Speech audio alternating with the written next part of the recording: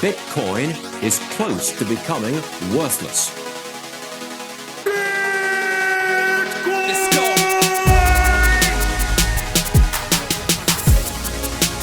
Now, what's the Bitcoin? Bitcoin's like rat poison. Yeah.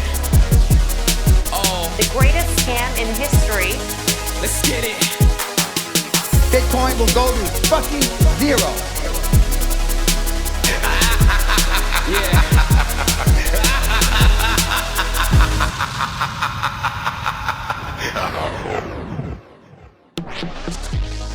Alright, you ungovernable misfits.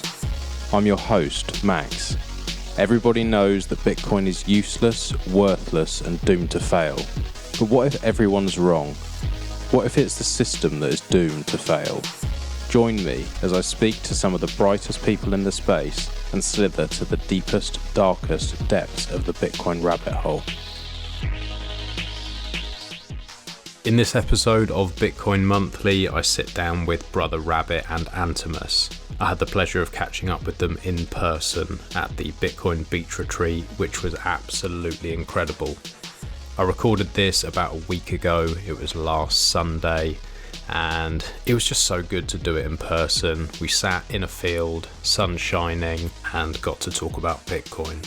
I really enjoyed the whole weekend, and I just want to say thank you to Dragon for putting everything on, for organising it, and also for for allowing us to use his incredible land, and also for teaching me how to tow my trailer. I towed about 10 hours down. I'd never done it before, and he saw me come in and was like, "Oh, I didn't realise you were such a fucking retard. You're going to actually need some help here." So he spent an hour of his time very, very kindly teaching me how to tow properly. It made things a lot easier on the way back. So it just shows you the way Bitcoiners are. Didn't need to do it, just Bitcoiners helping each other out. And yeah, it was like that all weekend. All different people from all different walks of life, just there to push this thing forward and make real friendships and real bonds. So it was a really special time. Thank you also to Fast Bitcoins, who not only sponsor this show but also sponsored a lot of the event. They gave extra sats for prize winners for the quiz and helped out with some of the food and other bits and pieces. So yeah, thank you to Fast Bitcoins, and thank you for sponsoring the show.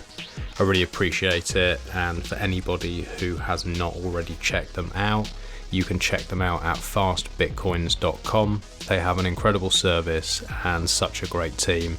It's good to see a team who actually give back and try and help people in the community, try and put things like this on. You don't see this from some of the bigger exchanges, and this is just one of the many reasons I love this team so much. Also, I won the quiz, not to rub it into the rest of you, but yeah, I got some amazing prizes. Picked up my beautiful piece of art from Chief Monkey, some hardware from Antimus and Snick, and yeah, also some sats from Fast Bitcoins. So thank you very much. And finally, before we dive in, I just want to say thank you to Foundation Devices. If you haven't checked out one of these devices already, you can go to foundationdevices.com. Look at the incredible passport. It is fully open source. It is so beautiful to look at and use, and they really take their privacy and security seriously. They have an incredible team, and the support is amazing. I had so many good conversations while I was away with people asking me questions on this, people who are using them, and there was a lot of talk also around multisig. Now, if you're using multisig, a lot of people would suggest that you have a multi-device setup. If you aren't using Foundation Devices as one of these, I think you are absolutely crazy. If you have any questions on the device, you can always reach out to me or the team. I'll be happy to help with any questions that I can answer, and if I can't, I will pass you on to somebody who can.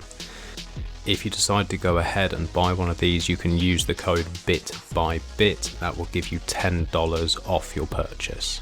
If you enjoy the show, I would absolutely love to hear from you. Any feedback or reviews on any of the podcasting apps would be appreciated.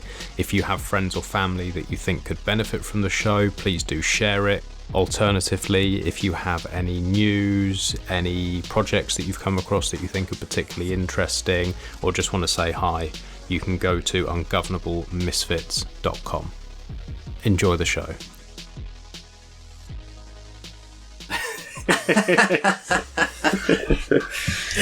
Well, this is a little bit different. So I'll just set the scene. We are in a field here on the Bitcoin Beach Retreat, and got Antimus to my right, and I am staring into the eyes of Brother Rabbit.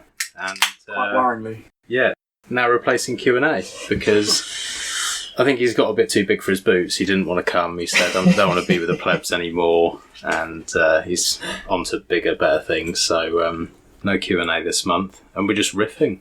Well, first of all, I've got to say, it's an absolute shame to not have Q&A here, man. That was for the whole weekend, but I think maybe just for this weekend, for the retreat, also to all the people who organised this. I mean, it's absolutely amazing few days seeing everyone here. Were you here last year, both of you? I couldn't make it last year. I was busy, so it's first year for me. But yeah, it's beautiful here, isn't it? I'm sure maybe some of you have seen the photos online, Bitcoin retreat that's tweeted out, but it's basically on a beach in Wales, for those that aren't familiar. So it's beautiful here. It's very hot. I mean, I'm sleeping in the tent, pretty toasty. Yeah, for sure. What is it, 30 degrees ish? I think it's even higher. I think we're in mid-30s or something today. Yeah, what's that in Yank conversion? It's like 150 or something. I don't know. Yeah. It's hot anyway. But yeah, no, it's all. I went last year. It was 20 people-ish. Okay. It was quite small, actually. It was about 20 of us. But it was really nice because it was like a height of lockdowns. Everyone needed just like human interaction with people who weren't like fucking mental. And it was just like, yeah, it was really nice. But this time, like, it's grown. There's food put on. There's been talks.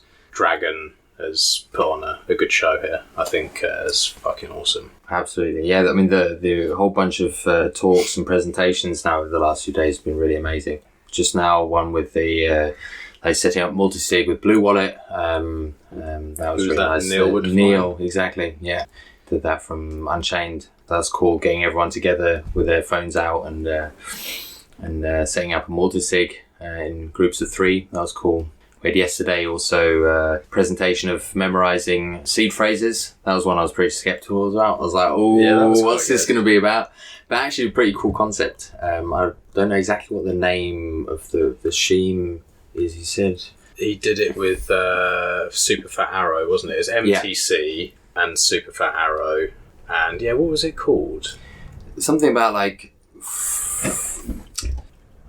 Well, the idea is that you have a source of entropy, and with this source of entropy, you create a board of like 2-dimensional like grid of seed words. So you have this all shuffled through and randomized on this grid. Then you choose a certain pattern on this grid. So physically you print it out, and then you somehow create a pattern that you choose, and this pattern reveals the seed words on this large grid. So at the end of the day, you store this grid securely as you would your seed words, but then when you want to recover, you need this grid to layer on your pattern to then extract the seed. And I think the idea behind it is that it's a lot easier to memorize patterns than it is to memorize words, and that's leveraging that. So you can it's a lot easier to memorize 24 words. But the coolest thing about it is that it's deterministic, this grid, so that you actually have a seed of 12 words that creates the grid. Mm-hmm. So you can store the seed of 12 words on a traditional like steel backup as you would any other.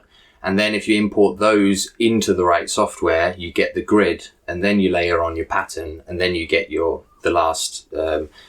actual wallet. So it's pretty cool that you can have the first seed as a kind of plausible deniability kind of thing, where you can put funds on that, and then layer on in between. Is it Bitcoin border wallets? Was that what it was called? Yes. Yeah, because I think the concept came from the ability of how to cross a border without having 12 words or 24 words written down. It's pretty interesting. I quite like the deterministic element of it as well, because everybody will have a different grid. When you create one, add entropy in to create this grid of words. But it is possible to, if you print it out and you burn it or you lose it, you can restore your same grid in the future. And so that's the idea, is that you can memorize the grid, memorize the pattern beforehand, perhaps cross a border, and then restore your wallet when you're on the other side. And I guess you can probably store the grid on a cloud, perhaps on a USB stick, and knowing that if someone was just to get hold of the grid of words, they don't know what your pattern is, and they'd have a good time trying to work out your wallet. Yeah, it's really clever. What was it he was saying about he did it as like 442 or something like that? How is it? Is it some like a World Cup team formation or something? Oh, it's 66, and then said... Yeah. So you can go, because it's all in columns and rows, so you could say, like, you can make that link. He's like, it was 1966, and then this is the 66th row, and then he had a footballer's formation as to the squares that he picked out. But you could have like a smiley face on there as well, couldn't you? Or in your mind, or an L or a letter or something that's quite clever. And it's big as well. I think, just so that everyone who hasn't seen this can for the scale, was it 128 by 2124? Isn't it? I think that was the scale of the whole thing. Was it 2040? It's got 2048 words on it. 48, yeah. 2048 and times 128 for the 128 bits of entropy. Wasn't it? That was the scale of it. Yeah, I think there's also different grids you can do, so you don't have to have the words as well. You can have them in hex format, and you can also have them in. You can have them by number as well. So the number on the BIP 39 word list. Yeah. I was thinking, like, when he was saying about it, I was thinking, well, because you're saying, you can have as many grids as you want, and then you can have all those encrypted. So you could have, you could download 100 different ones and keep them, and then you just remember, my one is number 48 of 100. So people would have to guess which one of all of those.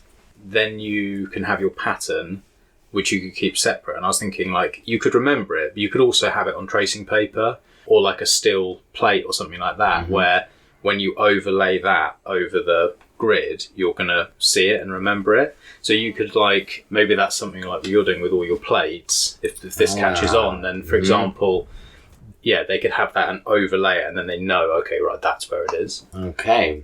That's what I was thinking, because I wouldn't trust myself to be like, that's the pattern, and then I just one day I wake up and I'm like, what's that pattern again? I think it has its certain use cases, doesn't it? I don't think maybe for myself it's something that I'd be looking to store my personal seeds on all the time, but it has its certain use cases, and it fills that void of maybe a certain use case for somebody. As crossing the border. I mean, that's as the name says as well. I think for short-term stuff, this is definitely.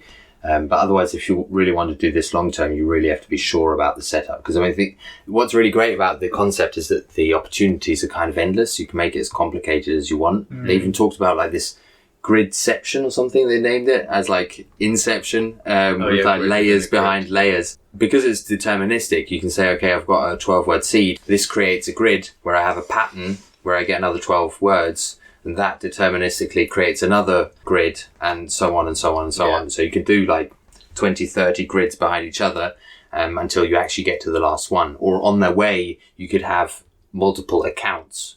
So you could have funds stored on different levels of this. So it gets really complicated really quickly. So this is definitely something that's pretty easy to shut yourself out if you haven't actually thought this through and memorized everything. But it's a pretty cool concept in of itself, and I think if they're if there were wallets that implement this or different ways to do that, whether you have some kind of guidelines or some kind of restrictions, that there are a few different schemes on different difficulty and complexity levels that you can kind of follow, that might help. But at the end of the day, everyone has to decide for themselves. I'll get MTC on to do some shilling, but as far as I understand it, it's fully open source, free software for everyone to use, which is pretty cool. What other talks have we had? You did one on Seed Signer. Yeah, I did one yesterday morning. Bright and early. Yeah. Yeah, just for context, we arrived like 2:00 in the morning, and I wasn't quite sure. I knew we wanted to do a talk at some point, and then I got up in the morning and spoke to one of the guys like camping next to me. I thought, oh man, it's wonderful. I slept in a bit, and he was like, weren't you doing the Seed Signer talk like at 11? And I was like, I'm not quite sure. Like, what's the time? It's like 10:30. I was like, okay, I better get down there. But it was fun. It was really cool. I mean, there are a lot of people there. I wasn't expecting so many people to come round. Tent was full. Speaking about Seed Signer for a while, about steel plates and stuff. And then afterwards, a few people came by and we just did a few tests. People played around with it and stuff. It was definitely nice. It was also crazy. I wasn't expecting so many people to like maybe know about it, but actually like having used it, and like it was a pretty big name already, and that's quite cool, because it's difficult to know. Like on Twitter, you're in your kind of echo chamber, and you've got your follows and your followers who kind of all know what's going on, but like how many of the people who are here like actually knew about it and stuff. It was definitely cool to see how big of a name it has become. You did quite well as well, because I think because it was the first talk, it had quite a few people came and watched to see what it was all about. But since then it's been very much sort of those, because it's a getaway on the beach. We've been going down to the beach and going in the sea and whatnot. I've missed a few talks myself, but then made some other ones. So it's been a good balance, I think. It's not rammed down your throat. It's just sort of quite a relaxed feel here, isn't it? Yeah, absolutely. No, it's really fun, real fun.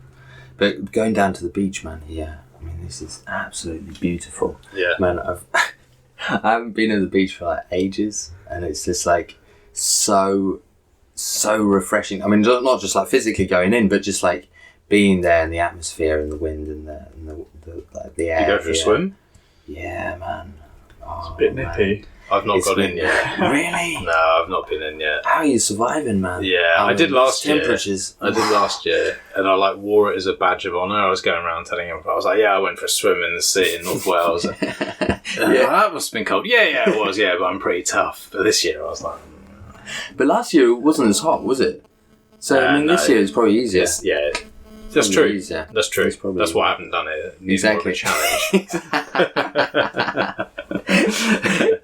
But it is beautiful here. It is proper nice. It's a better feel to going to a conference. It was a bit stuffy in a conference. You're inside, and it's bright lights and loads of people, and it's packed. Or for any conferences and stuff that I've been to, it's like that. And then here it's you can just fuck off and do your own thing, and like we are now. We've just wandered off from one of the tents, and we're sat in my caravan doing a pod, and then people are doing all these little things everywhere. It's more like a mini little festival vibe, isn't it? It's quite nice.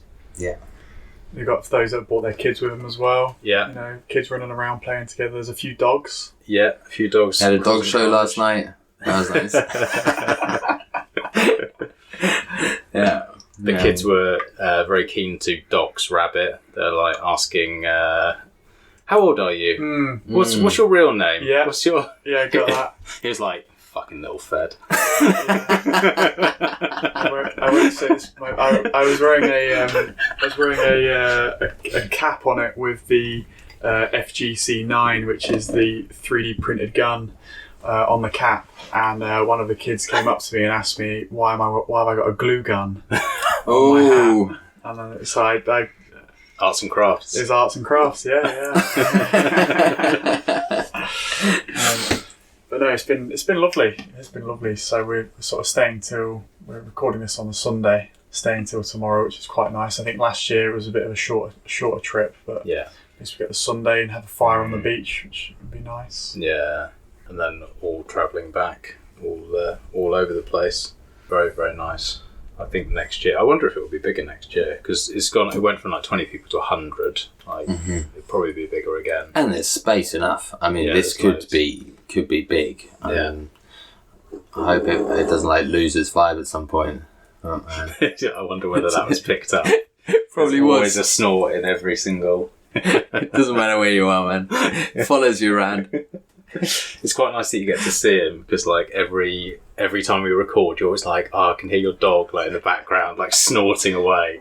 And now you see what I deal with. Yeah. Now I see it. I was imagining like a wolf's hound with like a shoulder height of like 1.5 meters or something.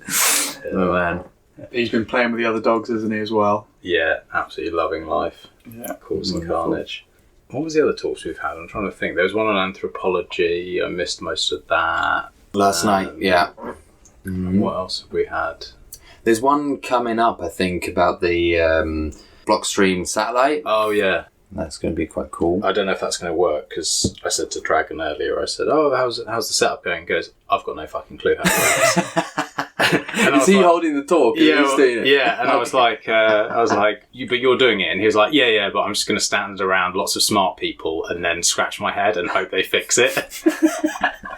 I was like, that's a winning strategy. That's pretty much been my strategy since I started fucking around with Bitcoin. Scratch your head, be around smarter people. It's funny, isn't it? 'Cause we've come to the middle of nowhere where there's like no reception, there's no sort of phone signal. If you want phone signal, you have to sort of walk right up to the top of the hill. Yeah.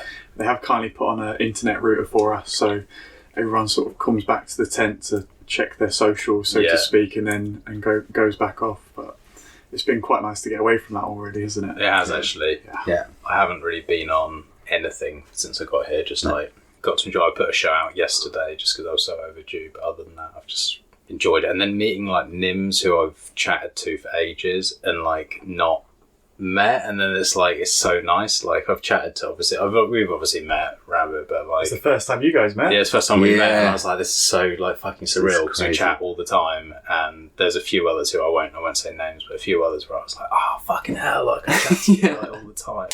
Yeah. It's so weird. It's so surreal. Absolutely. And it's so fascinating as well how quickly like the perception of like that they merge, like because I can't even say beforehand now, like even like when we met, like obviously like knowing like the voice and so on, you obviously like somehow associate some kind of a person behind it, but now like it's taken a day and it's like that's the only option there is. Like that's it. Like it's combined straight. I had a picture of you in my head, and you were nothing like it because I kept looking. Do you know what that picture is? Yeah. Do I know? Yeah. Okay, what was it? Yeah, I was thinking. Okay, I was thinking skinny. Okay. I was thinking skinny. I was thinking mousy hair, like medium length, Okay. and about your height. But like, Okay, that sounds hot. but then I don't want to give anything away. Yeah, I don't want to give anything else away about and dox you now. But yeah, it just wasn't the same. I was like, I wouldn't have like if I was to pick like. Oh, who's your top 10 guesses of who it would be? I wouldn't have picked you at all. Whereas Q&A, I knew exactly. I was like, that's exactly how I imagined it. And the same with you and with Rabbit as well is exactly how I'd imagined. Yeah. But With you as well. I mean, it's pretty accurate. Yeah, because he looks exactly like an actual rabbit. That's always what I pictured. And then he hopped over and I was like, fucking hell. I thought I had like an image of you like being like a... I'm probably better looking in real life than you thought. I think that's the thing. Because it's hard to imagine. Yes. I was picturing like a bouncer guy. Oh, okay. Like bald. Yeah. Like large, like tattooed kind of... Oh, really? Dude. Yeah. That's what I was picturing more. But actually 2 foot fat. Beard that drags along the ground. Yeah. Oh man. Yeah, it's nice though to actually have that interaction. Yeah, absolutely. That's the thing you miss like on Twitter, like or like behind a keyboard. You don't, especially with me, like being so dyslexic. I always feel like when there's conversations going on like Telegram and stuff, like I'm just like I can't be bothered because it just doesn't mean anything. Like it just goes in one ear out the other. Like and then like you get to have these conversations like, oh, this is so much nicer. It's so good. Yeah, just to get a flow. I mean, it's not just like... interchanging information. I mean, that's the thing. That you like, even if it's like phone calls. I mean, we've had phone calls over the year and stuff, but it's still just completely different if you have like a few days' time to sit down and look at it. But how do you fix the NIM problem? It's so like rewarding doing this, but then there's always that trade-off of like meeting other people. Like there's a certain point where it's like you've spoken for a long time, you get this connection, and then you're like, okay, well that's fine. But then like people you've never met, you're like, but how do you fix that? Sometimes I thought like, oh, everyone can come in a mask or something like that with their NIM, or maybe you do some sort of like VR-y type. You know, those like raves you go where you have like the headphones on. There's no actual music, but everyone puts the headphones on. And it's like a silent rave or whatever. Yeah. Maybe you could do like everyone's there when they see each other in VR. It's their NIM. Do you know what I mean? So you actually shake their hand and talk to them. So like as they smile and talk and you interact in real life, you see their NIM. Does that make sense? Like it'll sit in the living rooms and that. I know what you mean, but no, but in not doing it online. Yeah. Well, we'd come here and meet up. Yeah. So you're still here. And you're still shaking hands and you're still having a drink together or whatever, but you're just, there's like some sort of way. VR would have to be at least as good as like real life for it to be, because it would be weird to sit here in such beautiful surroundings with all these real people with VR. Yeah, that's true. Stuff on, like looking at like. That's true. Max going for a dip with his VR headset. Yeah, maybe I haven't thought that through. I was just thinking like there must be a way to do it because it's such a difficult, like especially bringing your family and stuff. Like I was like, oh fuck, I was like really stressing about that. I was like, but then there's always that trade off. I thought like having kids, that's a problem because like tell your kid that they like dad's got a different name now. It's like. That's not going to work. The kids out were all running around doxing. Yeah, there was one kid in particular that doxed their dad quite quickly. But you know, I think it's also like picking and choosing your meetups as well because, deadly honest, this sort of not I have no concern coming at all, but I try to be a bit more privacy centric. Yeah. You know, I personally booked the ticket here under a different NIM. Yeah. And then only introduced myself as sort of Rabbit when I sort of felt comfortable with people, or like, you know, I know you guys, so it's cool. But you know, you certainly pick and choose your meetups, so to speak. And you know, there's other meetups that I go to that are a bit more sort of privacy orientated. Yeah. Whereas, you know, if you were just to say, you know, go to a random Bitcoin conference, you can probably, you know, bet on it that it's you're going to bump into all sorts of people. You don't know who they are, so to speak. Whereas this is a little bit more smaller scale. It was about 100 people here, maybe. If that, I think it was 100 was the amount of tickets that were allowed. They sold out, and then at least 10 people either bailed, couldn't come, like whatever. So it's probably about 90. It's beautiful. There's a couple of different campsites here as well. I mean, to be honest, I'd recommend coming next year if you want to get away. It's, you know, only a few days as well. Yeah. And there's different campsites here as well, like different areas you can pitch up on. I'm camped on a hill, so every time I wake up, you're right down at the bottom. Right down at the bottom. But I'm, you know, you've got the view though. I've got the view. Literally all around the bay. Yeah. Whereas where Max is camping, it's a bit flatter, isn't it? It's flatter. It's got electric hookup, but no real views to speak of. The luxuries, man. But I tell you, the Bitcoiners have come prepared. You know, there's a fella near me. He's got a stack of solar panels, the fold-out ones. Yeah. Another guy with sort of a generator. With he had a Starlink on the top of his his wagon. Don't think he got it working actually, but it looked cool, man. I was camped right next to him. Unfortunately, didn't get it working, so no free internet. Oh, that's a shame. But he said it was pretty great. He said he's got it in his house. It's about I think 130 megabyte download. That's pretty good. Serious, isn't What's it? What's he paying for it? I think just over £100. Yeah, it's not cheap, but it's a month. And you have to buy the hardware as well, which you own when you sign up. But I think about £500 to sign up and get that hardware. Yeah, the download speed I think isn't the big issue, but its latency is more of a thing, isn't it? Or I don't I'm know. not sure. I've heard good things. I know a few people have got, like, people who are in the sticks and they can't get internet, and they've used it and they're like, this is actually brilliant. Yeah. Connects them to the world. Yeah, finally, and like pretty quick. And then the other thing is, if you're moving a lot, so like I pay internet, which I paid for the last year and a half, and I can't use it because every place I've moved, they go, "Oh, we don't provide there," and I'm like, "Well, I've moved five times, and you still can't provide," and I'm paying like £50 a month, and it's fucking annoying. Whereas with this, if you're moving about, you pay it, you move. Well, as long as you can get it working. This guy obviously didn't. Yeah.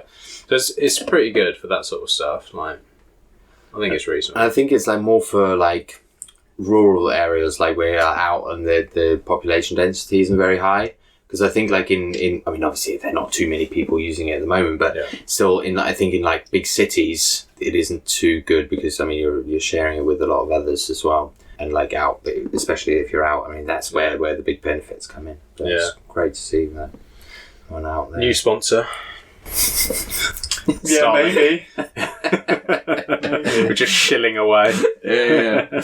So much for doxing, man. And doxing everything to them, man. So Bitcoin wise, what we got? Any updates? Any things that are noteworthy? Well, I did a quick scan. The one that's definitely important to mention is BTC Pay Server v1.6.0. So I think the most important thing to say is that this is a vulnerability fix. There was a pretty critical bug found. Someone found this but handed it in privately to them, so it's not known at the moment what the vulnerability was, but definitely update to this new release v1.6.0 as soon as possible, and the bug will be revealed in 6 to 12 months. You hear that, Mr. Crown? Can you sort us out? Do it now, man. We're going to get rugged. You can't update while you're here. I can't do it anyway because I'm a retard. It's going to be Mr. Crown who's going to do that. And then a few new features. There's a Lightning dashboard. Because they introduced the dashboard, I think, in the last v1.5.0 was the last one. They had a new dashboard graph, and this is now for Lightning as well. And receipts and automated emails. So this just makes it all a bit easier to integrate when you're actually selling stuff and you want the customers to get receipts and also emails when when payments go through and when stuff is sent out. Yeah. You'll have to do another catch-up one because, you know, there's barely any internet here. You're not going through it, had a chance to go through it. No. But definitely glad we caught that one because that's the most important. One. Yeah. But otherwise, maybe we can give a few people. There you go. I've got an update. Go on. Of course, Samurai Wallet is updated to v0.99.98e. Okay. Getting ever closer to 1.0. It's probably worth mentioning. There's two really nice features that have been included. One of them is in-app web view. So previously, on previous versions, if you wanted to look up a transaction from the wallet, and then you click the transaction ID, and it takes you to your browser of choice on your phone. You know, open up. And if you're not running a VPN, then you dox your IP. Yeah, exactly that. So now, because Samurai Wallet's got Tor built in, when you click on a transaction ID, Tor opens within that app. So it's got an in-app web view. So you can check your transactions within the app. That's quite nice. Everyone seems to have raved about that feature. What I've seen on Twitter when people have updated. My favourite one, I think, is the Unsung Hero. Labelling. Yeah, so there's a big labelling enhancement. Not to get into the weeds really, but it just makes labelling really easy. Labelling in Samurai was always possible and fairly simple to do, but this makes it that on the transaction screen, because Samurai Wallet, you have the ability to do some quite complex transactions like Stonewall X2 that can create multiple output addresses from that transaction. So after you've done one of those transactions and you do want to label every single output of a Stonewall X2 or a Stonewall, that can be a bit more time consuming, or you might have to look up the transaction in a block explorer first to see which addresses they were. But now you just tap on the transaction and you add a note to the transaction, and any associated UTXO in your wallet will have that label added. So I think that's an unsung feature. That's really important. And it was horrible, the UX before, like, not to slag it off, but I think it was you I had to contact to say, how the fuck do I label things? And it was like you had to go into the top right, onto the 3 dots, and then into, what was it? You used to do that, then into bring up your UTXO list. unspent outputs. That's right. And then you had to press something else. Yeah. It was just like not obvious. Yeah. And so now you just tap it and done. Yeah, really easy.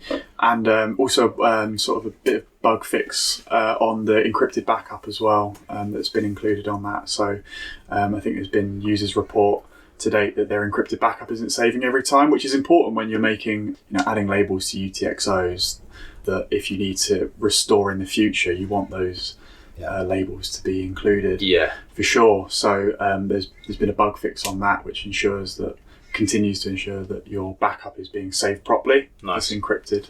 Yeah. So should you need to restore in the future, should all be good.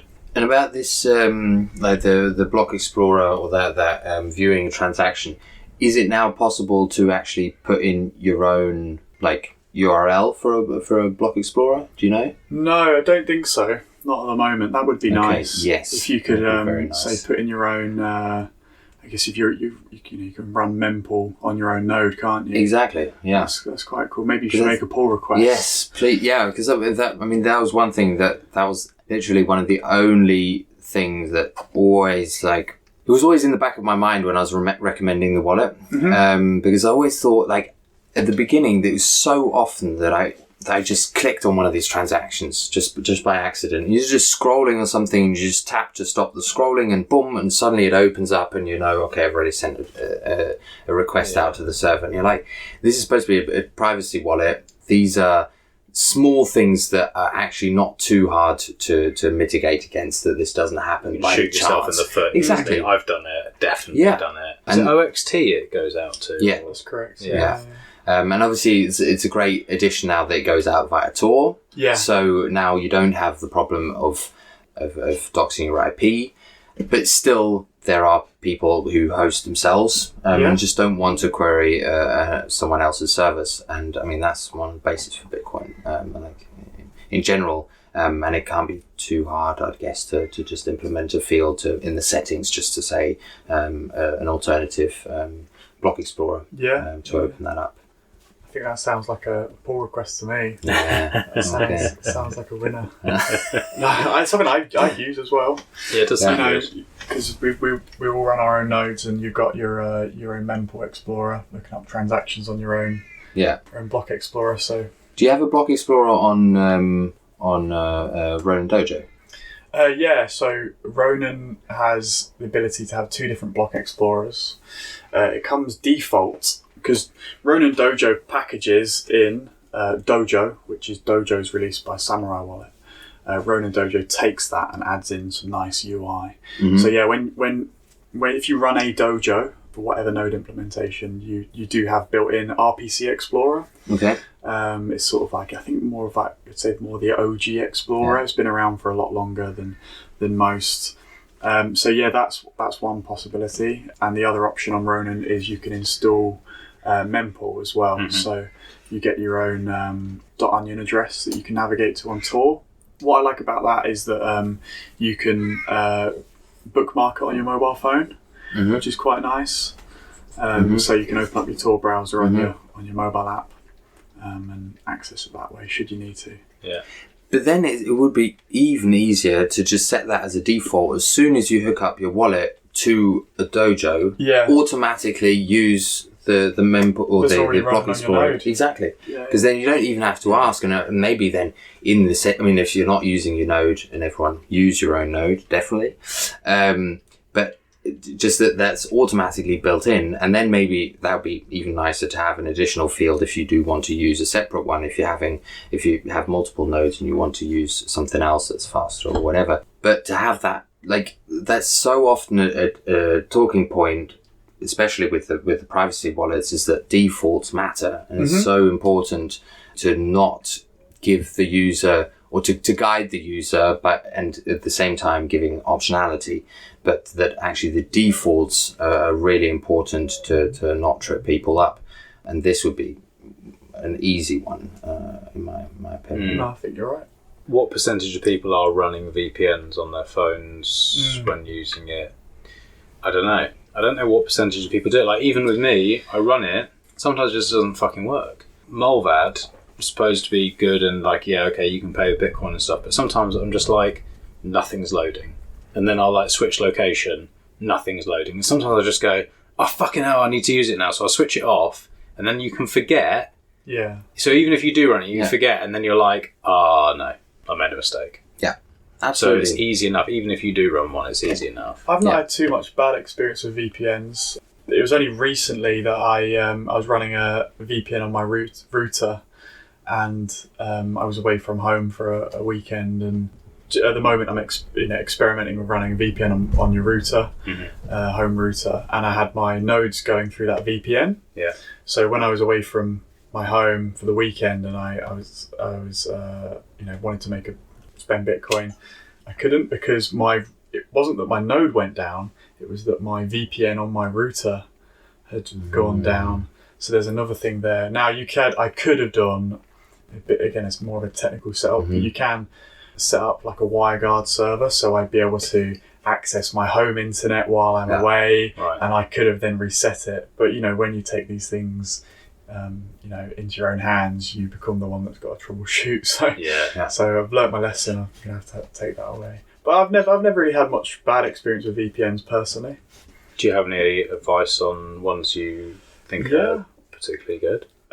As you mentioned, Mulvad. Yeah, it's nice to be able to pay in Bitcoin, and certainly pay with well-pulled Bitcoin. Yeah, if you can. Yeah. And IVPN. IVPN. I think recently Mulvad had a third-party audit, and that third-party audit, it was confirmed that they're not saving any customer data. How can you confirm that? I don't know the ins and outs. I'm guessing because it's done by a third party, you're relying on that third party being honest in that. But do you know what I mean? Like, how can you prove you don't have something? Do you know you can you can prove you have something if you sign something, but because you say I don't have something, but I don't. Do you know what I mean? How do you? Yeah, you in the extreme, you can't prove a negative. Yeah. Yeah. So, I mean, I don't know. There must. I don't know if they can conclusively actually prove it. Maybe there's some clever technical way that I don't know. But I don't know the answer to the exam question, but I think they do release their report, right? So at least there's an ability to go in and try and understand exactly how that audit was carried out. Yeah, but also if you pay with Bitcoin and it's well-pulled sats, you do isolate, unless you're going onto your Facebook or whatever, and if you're doing that kind of stuff, then maybe. But if you're using it and then you're sending Bitcoin transactions and they're not linked to your ID anyway, even if they did store data, then they couldn't necessarily link that it's you. Yeah, they have your IP though. Yeah, they have your IP, and also just from user behavior as well. Yeah. If they really want to, I mean, that's how so many profiles are also set up. It's just the way, how fast you move your mouse, how fast you type, and all that kind of stuff. They can work out who you... Yeah. They can see what sort of screen size you're using as well. They can fingerprint your computer. Yeah. So, this is where... Interesting. They'll be like, this is definitely Magnet because he's fucked everything up consistently. No one else has this user profile. Yeah, and it's really accurate as well. Okay. There are some people who say, I don't know, saw some guy in an interview who said he'd tried to train to type a rhythm, in not in a rhythm, right? So that it's always variable. It's dude, I mean that's proper. I mean, and then at the end of the day, I mean, you always have to be changing it up because if it, I don't know, but there's no one ties. That's What's your threat model, I guess, is the... Yeah. I guess for some people. Yeah. Okay. But to tie it back, I mean, there with the update for Samurai, I mean, that's really good to see in the first step. Yeah, that would be wonderful to see. I'll definitely take a look into putting in a pull request. Well done, Samurai. Yeah. Should we talk about someone who's not done something so well? Samurai's done something very well, and then on the other side, the cunty compass. Should we talk about that? Oh, yeah. I'm really looking forward to it, man. So, we've covered compass mining for... A year. And so right at the beginning when the alarm bells were going, when was that? June, July last year? A bit later. I think it was the August and September batch that were delayed. That was it. And so there was the delays and we were saying, this isn't great. And then we sort of followed it through and they were giving some, not refunds, but they were sort of basically saying, we're not going to get your miners online when we told you they were going to go online. But we're going to give some credit, which was like it wouldn't cover the amount of sats that you'd have actually got because the hash rate was really low. It was about half, wasn't it, about that time? Yeah, it was like after the China... I think in the dip, the low point was like 13. And the credits were free hosting. Is that free right? hosting for X amount of months. Yes. Yeah. So you did better than me on it because... Yeah, well, the funny thing is, at the beginning, they handed out for each delay, I think you just got a fixed rate of something like $500 per machine or something like that. And I think that covered like the first 2 months or something. Yeah. And then it was delayed a third and a fourth time. And then they handed out another $500 per machine. And that was, I mean, as you said, a lot less than you would have mined, but okay, they were like handing this out. And then they set a date. Everyone who was mining before that was it. Like the miners were up and running. They got their credits and finished. And then everyone else who got their miners online a day later and beyond, I think this was the middle of December or something like that, yeah.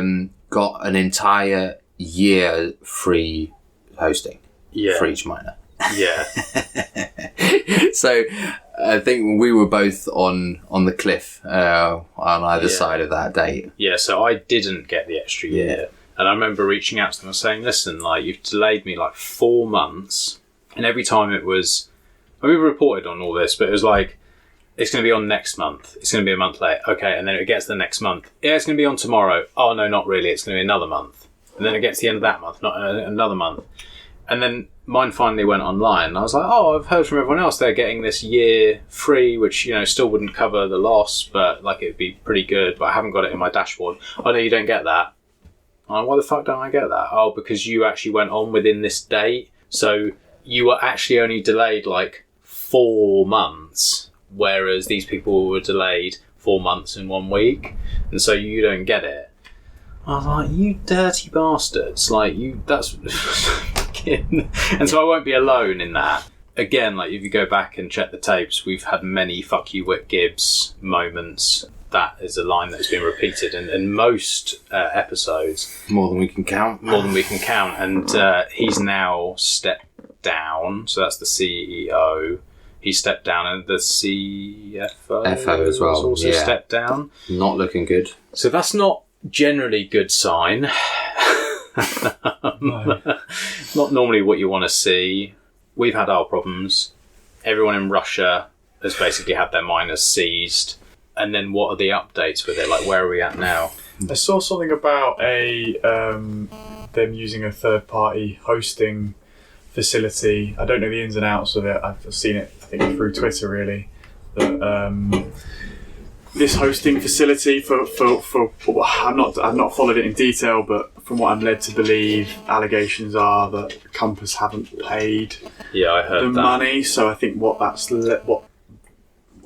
come to is that there's been lots of people at that facility who've basically had their machines turned off. Right. Yeah. And I think now that Compass are now in a dispute with that facility as to where to go from here, and I think they've issued sort of court filings Right.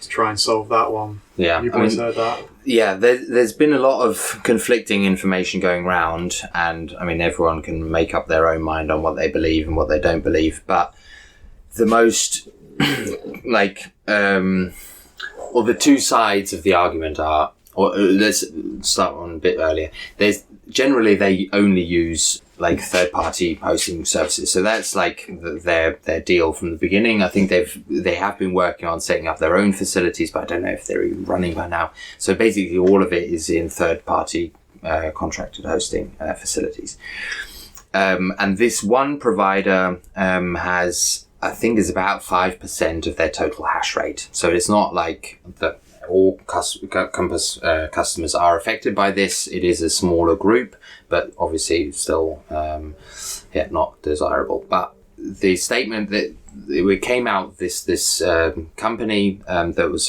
hosting the facility, they accused Compass of paying multiple monthly bills just too late, and then also a couple of bills not at all. So just failed to pay totally.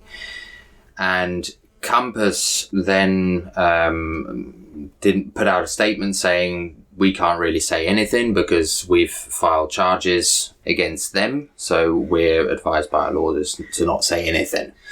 Obviously, the accusation from the one side was out in public, and there was no rebuttal from the other side, so everyone was quick to accuse Compass. The most cohesive argument from information from the other side, and I obviously don't know if this is correct, but I think it's important that everyone has this information as well, is that an insider put out some information saying that the hosting facility company had a variable contract, like electricity price rate contract with their electricity provider.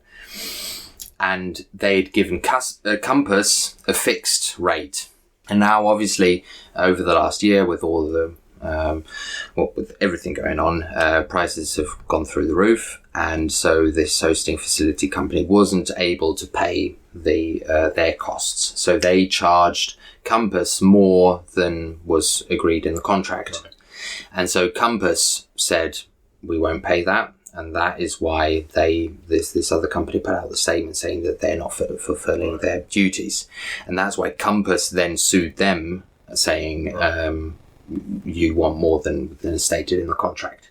Now, the thing is, even if that is true, and I'm not saying it is, I don't know, this is kind of all still hearsay, but even if it is true, it is still a fucking bad light on Compass, because either they didn't do their due diligence on checking if their hosting provider has the same rate as they're passing on or better, so they know that they can do this long term, or they knew that they had a variable rate and didn't give a fuck about it, and knew if shit hits the fan, it's not our problem, it's their problem, and it's the problem of our customers because they've got their machines there. So either way, even if that is the most favourable situation Compass could even be in, it's still a shit show for them. It's a hard one because it's like they've shown so many times how they treat people over the last year. When you see something like that, you want to give everyone the benefit of the doubt, but to me, I'm just like, the likelihood is, like, if they keep fucking people over, then they're probably going to keep doing that. And if you see the CEO and CFO stepping down, like, I had a conversation with them a few times where I was like, for a long time I was very reasonable with them, and I was like, look, I know shit happens. For whatever reason, there's a mistake, but I feel because I've paid you a certain amount of money for a service that you told me you can give me, and for hardware you told me you can give me, now you're telling me you can't give me it, you can't give me the hardware I wanted or the time it was meant to go online. That's not my fucking issue. That's your issue. Like, that's, you can't fulfill what you've charged me for, so why should I pay you? You know what I mean? Like, and they're basically saying, well, tough shit. Yeah, that's pretty much. I mean, like, it was like, well, tough shit. Like, we've missold you, so what? Fuck off. Yeah. And so that was the big issue. So if they do that, then I'm thinking, well, you know, who knows? But it's definitely a difficult situation because, you know, anyone who's now finally online, it's like, well, how long before something happens where they owe money to other people, and then what happens with your miners? Are they taken because this thing folds? Like what happens with those miners? But then most of the people, like for me personally, why do I have the miners there? One, I'm an idiot. I didn't listen to myself. If I'm not hosting it, it's not my hash. My own fault. That was dumb. That's one. But two was like, well, it's 30p a kilowatt hour here. So 6 cents or whatever it was, 7 cents, sounded pretty good. So if I get it sent to myself here, A, will they do it at all? Will they even send it? B, how much is it going to be with customs and shipping and all that shit? How long will it take? How long will I be offline?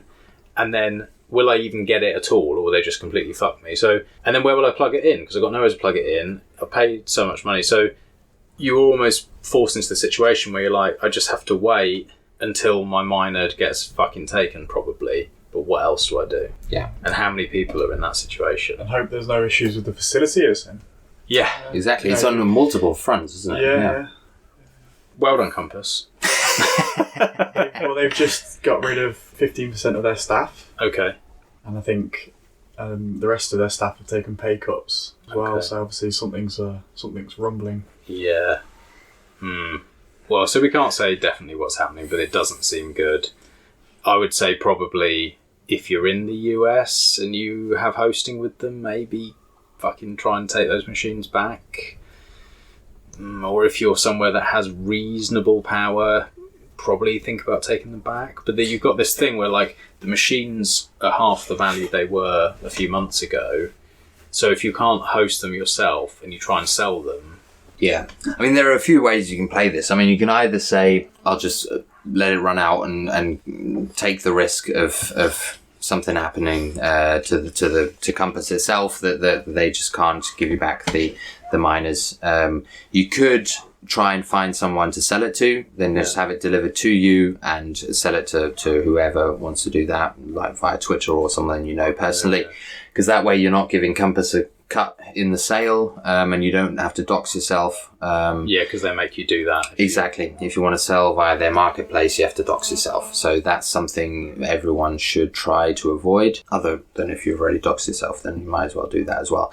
Yeah. But otherwise, what you also could do is just say, okay, even if my electricity price is so high at home that it's just mining at a huge loss. It's not just like 5-10%, but it's like 20, 30, 40%. Then you could also just say, okay, I'll just have them delivered home and I'll just put them in my basement, and in a year's time or two, I might get more than I would now. You could speculate on the hardware price too.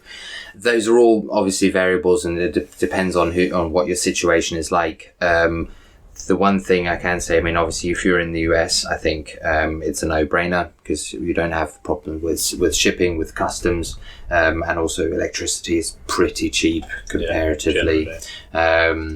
So for them, definitely here it's a different situation. But one thing to be very clear, and it should be clear, I think, from our conversation, but anyone who's thinking about buying some miners with Compass, just like don't do it. Yeah. Like literally don't do it. Go to the mirror, look yourself in the eye, and just slap yourself hard and just go, do better. Do better. Yeah, don't even think about it. It's a big problem. The other thing I was going to say is, like, mentioned it on the last pod. So I've got this new sponsor, anonymous sponsor, which is fucking cool. Someone who, maybe you don't know. No. Oh, neither of you know. Oh, yeah, I do. I listen to every pod. You listen to every pod.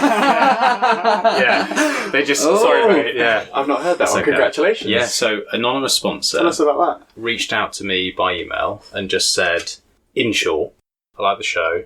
I like that you don't have sponsors that are dirty fucks, like a lot of other shows do. So he said, look, I want to see this show continue. I want Foundation I'm very comfortable with, like Fast Bitcoins I'm comfortable with, because they let me say, don't use them. Like I literally say in the advert, don't use a KYC service, but if you're not going to listen to me and you have to fucking do it, then use them and they're decent and they don't hold your funds. But it's very difficult for me to find anyone else who I can be honest with. And if you go with like a BlockFi or you go with a Compass, you get loads of money, but you're dumping on your listeners because you get that money up front, they listen, they get fucked, and then unless you are a really bad person, you should feel bad about that because you're like, people have trusted me. No, he reached out and just said, look, I want to sponsor the show. I want to take a slot. And I was like, what do you mean you want to take a slot? Like, what do you want to say? And he's like, I don't want to say anything. I just want to push the idea of podcasting 2.0. He was like, I want to push the idea that we don't have these shitty companies infiltrating and causing issues in the space, because it really is like a big fucking problem. And it's a big problem if you're doing a podcast. Who do you choose? Whoever you choose, there's some risk, and then you are responsible for that. I would feel responsible. They've done it now, but like if Foundation didn't get Batch 2 out, I was already thinking, fuck, who's used that code? What if they've spent money? Like, what do I do if it doesn't go out? Then I feel bad. Like, do I try and somehow make them whole? Like, what? Do you know what I mean? Like, what do you actually do? Sure. So anyway, this guy's just reached out, or guy or girl, don't know, and just said, I want to sponsor a show for 6 months, see where you are at the end of the 6 months. I don't want anything for it. I just want to see the thing continue. And so he's covering the cost of a slot, which is pretty fucking cool. Like, it was very unexpected. But yeah, the point I'm trying to make is like, we need to push back. I have a lot of respect for Matt and Marty for pulling it eventually. I chatted a little bit with Matt in the background about it, and he was fucking devastated about what had happened. And then not just said it, but went, this was a mistake, let's pull it. And they did. I think they were the only one who did. Yeah, you certainly hear them touted on some other podcasts, don't you? Which just doesn't sit right with me. And it doesn't sit right with me, but this anonymous sponsor was really fucking angry. And they were like, it is not acceptable. And I think the point is that, like, this is supposed to be a new financial system. This is supposed to be like getting away from the old fiat fuckery, getting away from the lies and the cheating and fucking people over and like all that shit that is in the legacy system. We can't be bringing that here. It doesn't have a place here. And so I don't think we should be allowing that to continue. So like me going forward with any sort of sponsorship, unless they are absolutely ones that I really feel comfortable, really trust, there's just no chance. And I want to go more towards the 2.0, more towards that side, because then we can sit and like, we can say, fuck you, Wick Gibbs. We can say like KYC is a fucking stupid thing to be doing. Like, don't do it. It's really dumb. It's pretty fucking stupid to do it for 99% of cases. And so we can say that without being like swayed and, you know. Yeah, and at the end of the day, it's value for value. So you're the people listening are the people who are providing value back to you, and you're providing value to them. So the incentive models are like aligned, and there's no one else like from the outside who's got like an influence on what's allowed to be said and what's not allowed to be said. And the feedback loop, if it's just you and the listeners, is just so much more efficient. And I think that's going to be. I mean, obviously, people have to use it and they're also like with Citadel Dispatch and stuff, like they've been trying to do that as well. Like no sponsors and stuff. And I think, I mean, it's a tough thing to get off the ground. But I think if you do get it off the ground, it can be a viable opportunity. Yeah, I think going forward it will be. I know from doing it, it wouldn't keep you in biscuits at the moment. But in theory, like if you think about it, if you're a listener and you go onto a podcast that shills you BlockFi or Compass, the value that you've got from that show is very fucking negative. It's cost you a lot of money. So there'll be people out there who have listened to a podcast, they've listened about Compass and they've gone, I'm going to buy whatever this package of 10 miners and one's going to go on, or 12 miners and one's going to go every month, and it's a really good idea, and in the ad read it says that they're great and that they've made loads of money doing it, and then they do that and it's like, how much you lost, 60 grand, 100 grand, whatever it is. It's like, would that person be better listening to a show that isn't shilling shit and then they actually just pay to get the good quality information? Like, and it makes sense, but then parting with Sats is very difficult. Parting with Sats is really, like, I like the Fountain app. I think that's really cool.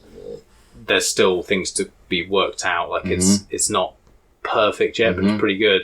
But how many normal people are going to be using it at this point? So it's kind of like it feels like it's very, very early, but logically it makes sense to like. And if you have 10,000 people listening to a show, and they you have a couple of people who are giving $10 and a couple of people who are giving $50, and then you have most people giving a penny or two, you still, it makes it actually like a viable thing. Yeah. And that's what Adam Curry's been doing, obviously. Yeah. Obviously that's a big show, but like they just say whatever they want. They don't have to worry about being deplatformed or like losing sponsorship or anything. They're just like, it's on RSS, like fucking stop us. Yeah. At the end of the game, the day, it's a numbers game. Yeah. So you just need to get up there. And I mean, this is so amazing that to hear the story of this guy. Mate, it made me literally fucking bawl my eyes out. It's just like, I mean, he's a fucking hero, or she. But I mean, to do that and to have, to be pissed off. Okay, yeah, well, a lot of people were pissed off, but then to come to that conclusion and to say, look, I'm willing to put my money on the line, or to invest my money into this, to get this forward, and to give you the opportunity to do that as well. That is fucking amazing, man. They're paying the same as the other sponsors for 6 months. That is crazy. I was just like, they were like, send me an address now, I'll send it over to you up front. I was like, are you sure? They're like, yes. They're like, yes. On any medication or something like that. They're like, yes, I really fucking care about Bitcoin, and it's important that people speak freely, and I won't have the sponsorship bullshit with all the major podcasts. And I was like, fucking whoever you are, I love you. Like, that's fucking so kind. Like, it's a massive, makes a big difference to my life, so I'm doing that. So yeah, like maybe more of that happens. Who knows? But it was pretty tough. Like I literally like went through to my missus and I was like watery eyed. Like I can't fucking believe this. Like a couple of years ago, we were talking about it. Like a couple of years ago, I'd like write full email, like full letters to invite people on the pod because I didn't know anyone and I was like really nervous about it. I remember sending one out to Pierre Richard and I was like, oh yeah, I've read this from you and I've listened to Noded and da-da-da, and like this long form email, I really respect what you've written and I'd love to chat to you, and I like remember sending it and being like really nervous, and then Pierre was like, yeah cool, I'll come on, and I was like, fucking, that was easier than I thought, and being like fucking so nervous about doing it, and just like thinking like that's where it started, and like now that I have access to a lot of people and can like chat to so many people, it's such a cool thing, and that someone does that, I was like, oh, this is so sick, it's fucking awesome. So whoever you are, it's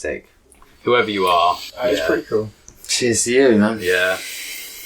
On the podcasting 2.0 stuff, any thoughts? Everyone's like, it's a tricky thing, isn't it? I mean, I heard Matt's talked about it a few times, of like different models of how to set this up. I mean, obviously there's like the standard ways, and just to set like a certain amount per minute that you send, and then like you can put up like boosts or something, you know, if you like, if there's something that drops in the content that you like appreciate, you can just send a boost. Then there are things like sending in messages and stuff that are read out, that you can do with that are paid for. I mean, those are the things that the people have implemented. I mean, over that, I do personally find it a little bit gimmicky. Yeah. To play devil's advocate. no, I like that. I'd rather people do. I think I appreciate and do very much agree that it's the value for value model and supporting those that you listen to or interact with. I just find it a little bit. It reminds me of I've never really been into gaming. But have you ever watched like a streamer, and when they're streaming, they get like stars in the corner of people that have sent them money, and they'll read out a shout out. It's very sort of similar to that, and I just find it a little bit gimmicky. And I don't know. I personally prefer just to donate some sats to somebody, or a free and open source or whatever, take it away from podcasting, free and open source projects, or buy something of them, like yourself, Max. You sat here wearing one of your Ungovernable Misfits Yeah, I t-shirts. supported myself by buying this. Yeah, it's a very nice t-shirt. And there's been a fair few others here we've seen wear your t-shirts, but supporting in that sense, than sort of having an app on your phone which is dedicated to 2.0 sort of thing, and you fund it with Lightning. Which I'm led to believe is non-custodial as well. So there's I think with Breeze you are in control, but with Fountain it's so that's the one I've heard. With Fountain it's non-custodial, but again, like, people get annoyed with me with this, but I don't care. With 20 quid, 50 quid, I don't care. It's like, if they're gonna walk away and rug pull me, I'll say, oh fuck, that was annoying, but I'm not gonna cry about 20 quid. So I understand that it's like, you don't want to do that with all your funds, but does it really matter with small amount? Like, how much are you going to do? Like, most people are streaming, 100 sats a minute, 50 sats a minute, whatever they're doing. Like, you top it up every week or two. It's like, and you earn with them as well. So like, when you listen to adverts, you earn on Fountain. So a lot of people, like, say you're listening to a pod and you earn your couple of thousand sats. You might listen to the end of that and go, you haven't even loaded it, but you might go, oh, that was actually a good podcast. I'll now send half of it back or a percentage of it back. I get your point. Who was the first guys who did it? What's his name? Paul Sphinx? Yeah. And then, like, I remember setting myself up on that and being like, oh, this is really sick. And the idea is cool because it's like proper micropayments, like streaming money. I was like, that's really fucking cool.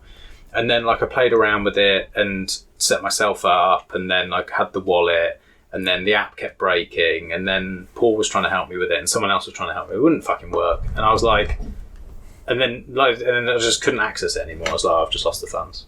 Oh, that was annoying. So it's like these things kind of come and go. But do you not think that, in theory, not necessarily for podcasting, but in theory for, like, paywalls, for, like, articles, or, like, say you had this kind of thing where it's like you have in your browser, okay, if the article or, like, the paywall is less than $1, just fucking pay it, just do it, and it's like set, and then there's no ads, there's no pop-ups, there's no ads, there's none of that bullshit. Like, would you not prefer a world like, now it's not really viable because you don't make enough? I think, like, whatever you're earning with like the ads, you'll probably earn 5% of that. Yeah, I think what will test it, I'm not too sure. I think what would test it is if one of the sort of larger podcasts, no offence, Max. Yeah, no, none taken. Goes 2.0 only. Yes. Because at the moment, Citadel Dispatcher's on that. Yeah. But you can still get that off RSS and don't have to pay. You don't have to pay. You don't have to pay. But they have no sponsors. Yeah, but it's maybe a question for Matt, really, is he running that at a loss, or is he making a buck or two to allow him to sort of invest back into the podcast, or pay himself? I think I remember him saying about 20 or 30 episodes in, that in total they'd made what they make out of one RHR. One sponsorship. No, like, as in one episode of RHR, what they earn for doing that episode is the same as all the 30 or so that he'd done of 2.0. Yeah. So there is a big difference. So it's definitely different. Yeah. But it's like, but then someone like Adam Curry, they do pretty well. Yeah. But then they have people who are sending, like, pretty significant amounts through, and he's done it, and, like, they've set it up in a way where there's a lot of interaction with the listeners, and I think they call it, like, producers or something like that. I've listened to a couple of them, and they're like, people are involved in that show, and there's like, it's not just like you're just having a conversation you're putting out and then someone's listening, or they're not. Like, there's a lot more interaction. So I don't know, like, I feel like there could be something there, but it's just different to the current ad model, or people just stop being greedy fucks. Yeah. There's a limit. It's like, you have a couple of sponsors, you earn enough money to put food on the table, but then somebody like BlockFi comes along and you go, well, this is retarded. But they're like, well, I'll give you 10 grand a month. And you're like, but I think it's still retarded. Like, it's a fucking stupid thing to be shilling. And then so you know that when you put that money in your pocket, you know, oh, my listeners are going to get raped. Mm-hmm. But I think in terms of like listeners like donating per listen, per minute or whatever, I think it's a strange one to tackle in the bit. Not a strange one, it's probably not the right phrase, but to sort of, I'll try and make my point, to tackle in the Bitcoin sort of space, because there's a lot of Bitcoiners that have got this sort of hodl mentality. Yep. And like every sat is precious, sort of thing. And all we need to do is hodl to the death, and we're going to be millionaires. In our graves. And you know, and you meet them everywhere. And I've met a couple of this Bitcoin retreat, and I think that you know, you need to. I don't know. I don't know if it will be sustainable, podcasting 2.0, if it's just restricted, or at the moment it's just the Bitcoin space, pretty much taking it and running with it. I think perhaps in the future, maybe, who knows, if other podcasters outside of the Bitcoin space go to that sort of model with it's like a tipping and Rogan lightning. did it or something. Yeah. It might be maybe more successful. There are certainly those out there that don't want a part of a single sat, but you could argue they're sort of leeches on that on the system, so to speak. You've got all this great tech. Take it away from podcasting. You've got all this great free and open source tech. You can run a node these days without contributing or providing a single sat back to the developer. So it's sort of all take and no give. So I don't know. I think it'll. I think it obviously has potential, and there's smart people working on it. I know I'm just a little bit maybe too glass half full. Sort of mantra. Yeah, I think that's reasonable. It's so easy to use all the open source stuff and then not contribute. I think that's like the default, is like people don't. And then when you actually think about it, you're like, a lot of these guys, like you fucking in every Telegram room all the time, fixing people's problems all the time. I can open up my phone and I can look in one of the rooms. Not this weekend. I can open up my phone and I'm like, there's a question coming in here, and then it's like, Brother Rabbit. And then it's like you typing away and just like fixing it, and it's like, what time is it? Oh, it's like fucking 10 o'clock at night. You're still like doing that. I don't think people appreciate like how much value they get. I think the people I get most annoyed at, and I'm a pretty calm guy, I get most annoyed at is you often obviously see me lurking in sort of free and open source areas, and it's those that get really angry when something doesn't work, or and it's normally, very often or not, it's normally an issue on their end, or something that perhaps they're not educated about or understand fully. And you can't expect everyone to know how everything works in depth, but when you get like a really angry user of FOSS software, saying, why doesn't it do this, or why fix it now? I've lost my Bitcoin and this, and it's like, oh, well, that's because you've done X, Y, and Z, and they can get really angry. But I know probably full well they're not the sorts of people that will dip into their pocket after you've helped them out. Or I'm not expecting to sort of, I don't do it to sort of, no, I know hoping I'll get tips or anything like that. But it's, I know full well that they're not going to go out and buy a node, buy a pre-built node from one of these that's a couple of £100, and which does give back to that sort of free and open source project or whatnot. So I don't know. I think going back to like the sort of podcasting 2.0 stuff, I'm always a bit skeptical of these things. I think that maybe who knows, I'll look back to this conversation and go, I was wrong, or oh, why was I so on the fence about that? It's nice to see these things in the wild. If they get traction, fantastic. As a way to pay back to people creating content, fantastic. Yeah, I think like I'm definitely on your side as well with the like gimmicky things when it comes to like these boosts. I mean, it can be when it's a lot, like these streamers on Twitch and stuff, when they're like stuff popping up and it's like distracting from the conversation. And I mean, maybe with Stephen Curry, it's different if the whole thing's set up to be that, but sometimes like blending those two can be irritating at times. So I think like the main focus, and that's probably at the end, I don't know what the split would be, but just having people paying like micropayments every minute, and just having that as a set as a default, and they don't even have to think about it, and it's just running in the background. And then just over the sheer amount of numbers that listeners you have, that just ramps up over time. I really like that concept, and Could it work with open source stuff? Like, so for example, I do this podcast anyway because I get to speak to people. That's the reason I started it, is because like it wasn't oh, I want to make money. It's like I want to speak to people who are smarter than me, learn stuff, and like get to meet people. That's what I want to do.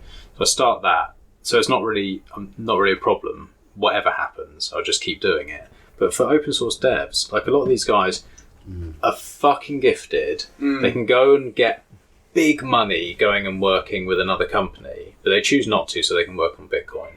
And without them, we're fucked. Like without them doing what they're doing, we're fucked. Then you see, like with Sparrow now, Craig now at least can earn some money because he's got that Whirlpool integration, so he's earning a little bit of money, which I look at that and I think that's really fucking good. Like that's something that's then a sustainable model.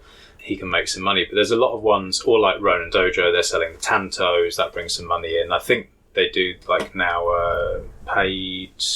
They do, like a premium support service as well, which I think it comes with the node as well, so you get like a month of premium support. Okay. So, yeah, it's a strange one to tackle. I don't think it'll ever be solved. I think there'll always be projects that will, unfortunately, fail because of funding. Yeah.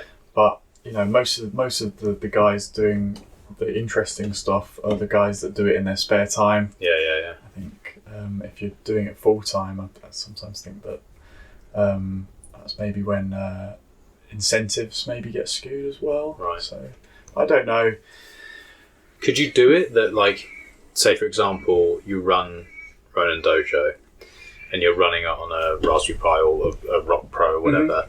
Would there be a way? I know they like all hate Lightning, or that a lot of people do in those sort of communities, but would there be a way that you could do it that you, when you download the software, somehow, I don't know how this is possible, but somehow there's an agreement, as you use or run this node, there's a certain amount of sats that gets sent to that dev fund per day, per minute, per whatever. And so that everyone who's running it, like, for example, if I'm setting it up, the default is free. I'll just set it up, download it, set it up, right, free. And then I might forget, I might be like, I wouldn't even think necessarily about donating. But if it said as an option that this is free and open source software, people put a lot of time and effort into maintaining this, blah, blah, blah. Here's what it can do for you. Would you be prepared to set this up so that you donate X amount of sats per day as you use it? We'd really appreciate it.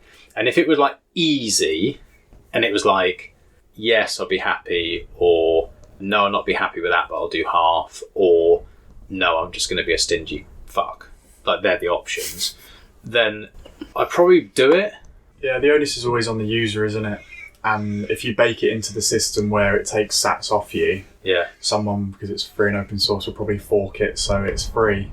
Sure, yeah. I think it always comes back to the onus being on the user. Yeah, I mean, I think one of the options would be to have it free anyway. That would be like an additional kind of thing. Yeah, that's the no, I'm a stingy fuck. Yeah. So it wouldn't be no, well, then you can't use it, because obviously, as you said, then you just fork it. I mean, that's it, the whole point of having it open source. But, I mean, with podcasting 2.0, I mean, you can listen to everything for free as well on Fountain or on Breeze or whatever. So it is, it's an option to put in. Obviously, there again, defaults matter. I mean, I think with something like the Node, I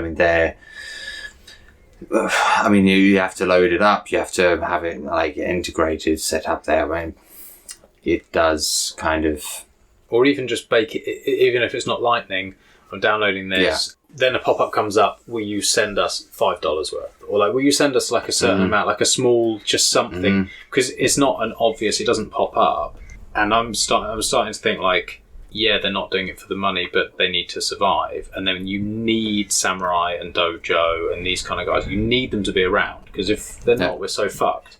And then so, like, I don't think that there's any reason they shouldn't ask for it and just have it as a default that it pops up. And if it's like, okay, it's $5 worth, there's the QR code, it pops up, are you happy, and you send it, I think more people would do it.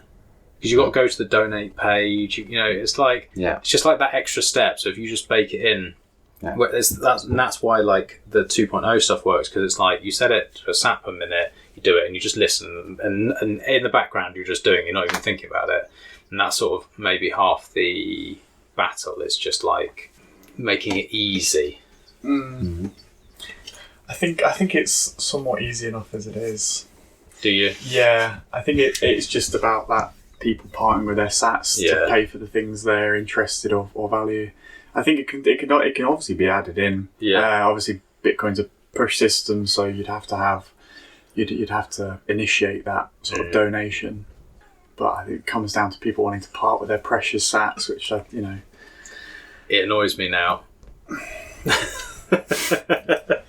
Well, LNURL withdraw. Could set that up with that. Recurring payments. Yeah, that's true. And then just share a payment code, and then have it on your end set that you can only withdraw a certain amount every month. And then obviously they have to actively do that. I mean, that would work. But I think, to tie it back to the podcasting, I think, because in a way, like advertising is something that can really skew the incentives if it's only because of the money. If you have to do advertising because you need the funding to keep the thing running, and I think what the role that this podcasting 2.0 can fill is to kind of give a certain baseline. That, I can keep this running. I'm not going to get rich. This is not going to go like absolutely explode, but I can keep it sustainable. With podcasting 2.0, and just generally, like, advertising can be a good thing as well. If you have something that you really believe in and you want to get the message out and you want to recommend a product because you use it yourself, you believe in the people, and you really want. There's no problem with that. Exactly, and then also for the company to pay for that is also fine. But I think the problem comes in when you have to do that, when you're relying on having sponsors all the big monies with the most, whatever companies pay the most money, that money comes from somewhere, and it's normally from fleecing their customers. That's why Compass pay a lot, that's why BlockFi pay a lot, and that's why like the hardware providers can't pay a lot, because their margins are smaller. They're actually producing an actual product that's actually valuable and actually good, and that costs a lot of money to do, so they don't have a lot of money to throw around.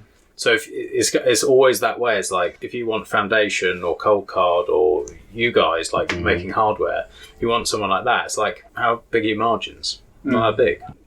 It's a tough one to crack. That's my rant. Have we got anything else to cover? Or we want to get into the sunshine maybe? Go for a dip, I think. Yeah. Go into the water. Bit of sea. Well, congratulations on your Anon sponsor. Hell yeah. Yeah, thank you very much. Didn't realise. It's amazing. Could be me. But it's not. It's not. It's not. But no, congratulations. Yeah, thank you very much. It's pretty fucking cool to see that. Oh yeah. So thank you, whoever you are, Anon sponsor. That is very, very kind. Anything else to? No, I think that was wonderful. Then? Let's do that. Put my bikini on. Cheers, then, boys. Okay. Thanks for listening. I really hope you enjoyed that as much as I enjoyed recording it. If you have any feedback, I'd really appreciate it, good or bad. You can find us at ungovernablemisfits.com. I'd also like to say thank you to everyone who has been reaching out to me, everyone who's been streaming sats and giving reviews. It really does help. So thank you so much. Catch you on the next one.